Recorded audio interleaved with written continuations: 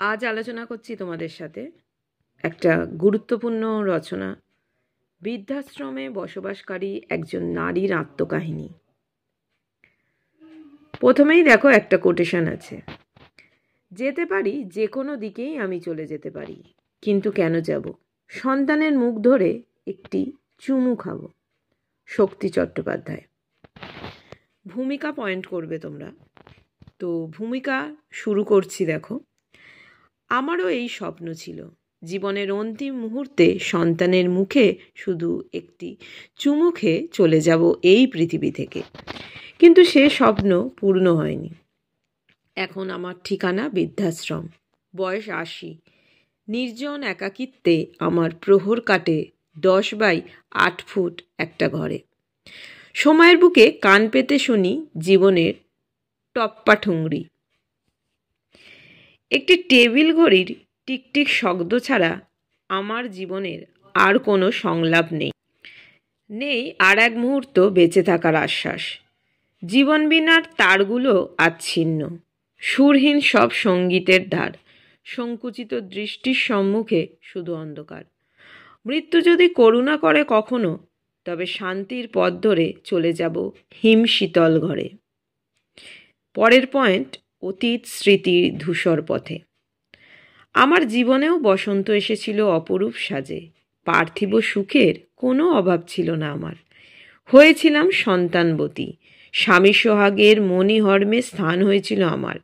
পৃথিবীকে মনে হতো কত রঙিন, কত মায়াময়। তখন ভাবতাম, এ সুখ আমার সইবে তো? কোলাহল মুখর সংসারে কি ছিল না আমার? প্রেম ছিল, সন্তান ছিল, সম্পদ ছিল, আর ছিল আমার দেবতুল্য স্বামী। সবাই আমাকে বলতো পার্বতী, তাই শিবের মতো স্বামী পেয়েছি।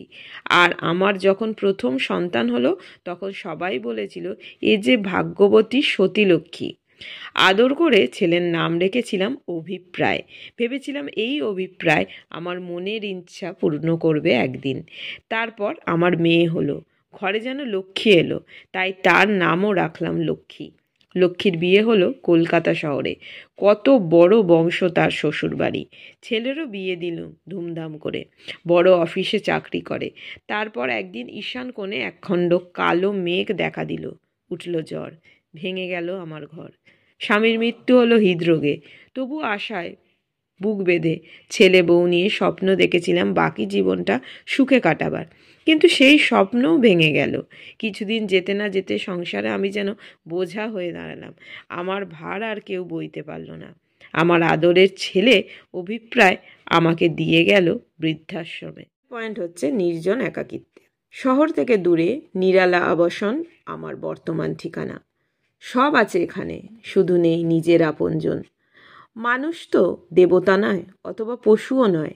একাকিত্বের যন্ত্রণা যে কত কঠিন তা বলে বোঝাতে পারবো না। অতীত স্মৃতি রোমন্থন করতে করতে আমার প্রহর কাটে। চোখের সামনে ভেসে ওঠে ছেলের মুখ। যেমনি চুমু খেতে যাই, অমনি চমকে উঠি, দেখি এ তো স্বপ্ন, মায়ার ঘোর। ঘোর কেটে গেলে আমি আবার কঠিন বাস্তবে। বুকের ব্যথাটা তখন মোচড় দিয়ে ওঠে। দু চোখে ঢল নামে গঙ্গা যমুনার। নিজের কাপড় নিজেই কাচি, নিজেই স্নান করি, কথা বলি নিজের সাথেই। মাঝে মাঝে আকাশের দিকে তাকাই। কত সুন্দর লাগতো সাজবেলাকার আকাশখানা। মাদার গাছের ডালে পেঁচা ডাকতো। সন্ধ্যা তারা উঠত পূব আকাশে। আমি গলায় কাপড় দিয়ে তুলসী তলায় প্রদীপ দিতাম। ঘরে ঘরে বেজে উঠত মঙ্গল শাঁখ। এখন সেসব শুধুই স্মৃতি, ফেলে আসা জীবনের ইতিহাস।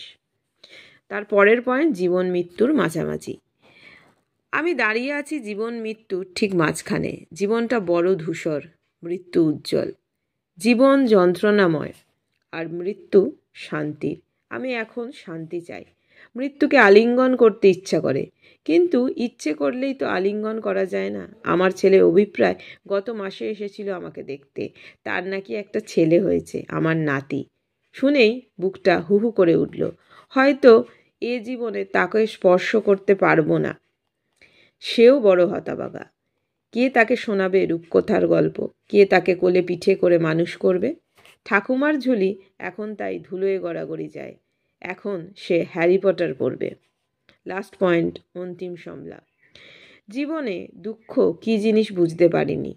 বাবাও আদর করে নাম রেখেছিলেন রানীবালা। সত্যিই আমি রানী ছিলাম। কাঁচা সোনা আমার গায়ের রং মিশে যেত। আমার স্বামী বাসর ঘরে আমাকে দেখে গান ধরেছিলেন, আলো আমার আলো ওগো, আলোয় ভুবন ভরা। সে গান এখনো স্মৃতি। বৃদ্ধাবাসের এই নির্জন ঘরে আমি একা। মাঝে মাঝে গেয়ে উঠি, হরি দিন তো গেল, সন্ধ্যা হলো, পার করো আমারে। সেই পারের আশায় আজও বসে আছি। আজকের রচনাটা এখানেই শেষ করলাম। নেক্সট ভিডিওতে আবার অন্য কোনো টপিক নিয়ে তোমাদের সাথে চলে এসেছি। সবাই খুব ভালো থেকো, সুস্থ থেকো। Thanks for watching. টাটা।